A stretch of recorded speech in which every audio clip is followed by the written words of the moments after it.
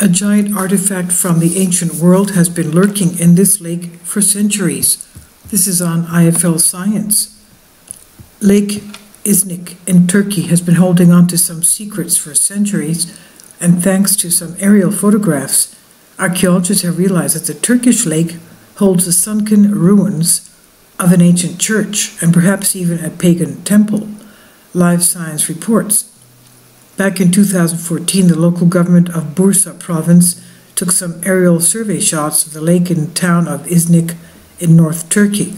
Mustafa Şahin, the professor of archaeology in Uludağ University in Turkey, came across the images and quickly realized that an unusual structure was lurking beneath the clear waters, the ruins of a vast church. Şahin and the Lake Iznik Excavation Archive have been rooting around the waters ever since, slowly but surely unraveling the story of this mysterious underwater structure.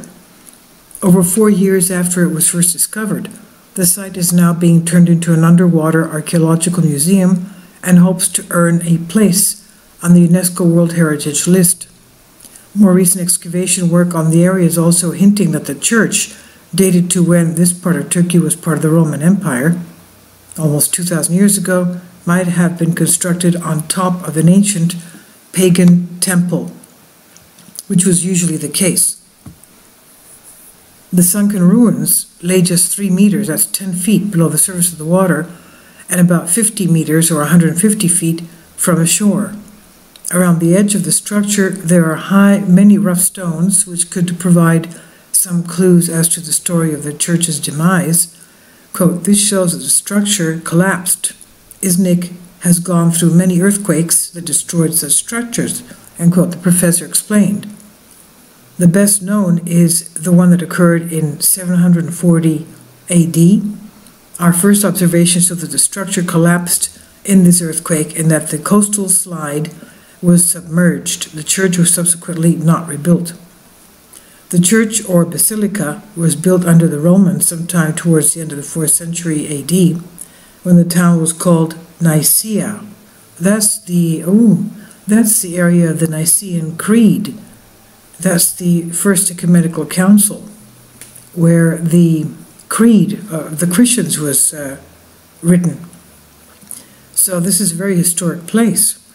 Now, over the ages, Nicaea has been home to numerous civilizations, including the Bithynian Empire, the Roman Empire, and the Ottoman Empire.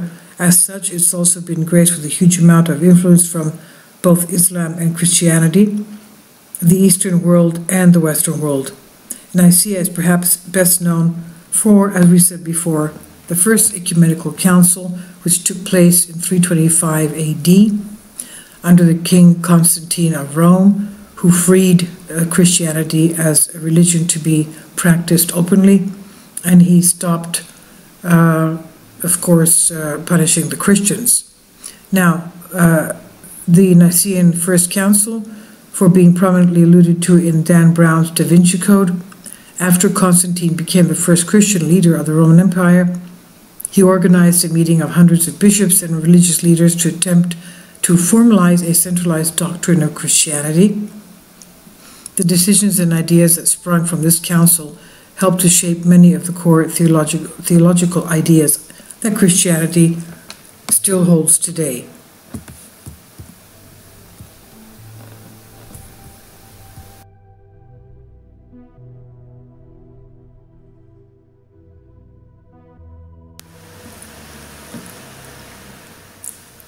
If you'd like to join me on my Patreon account, you will hear content not covered by mainstream media. These riveting stories will be based on my research, and I will state my opinions and give my personal insight on diverse and controversial subjects and world events not covered by mainstream media, and not supported by YouTube guidelines. So whatever I have on my Patreon, most of those will not be on my YouTube channel. Please consider becoming a member today.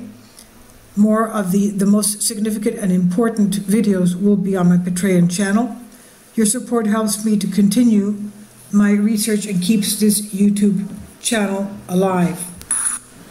and we depend on your support, your generous charity, because we help economically challenged families here in Athens, Greece, in Kapota, and we also help the young generation with university tuition and the community around our church. Thank you.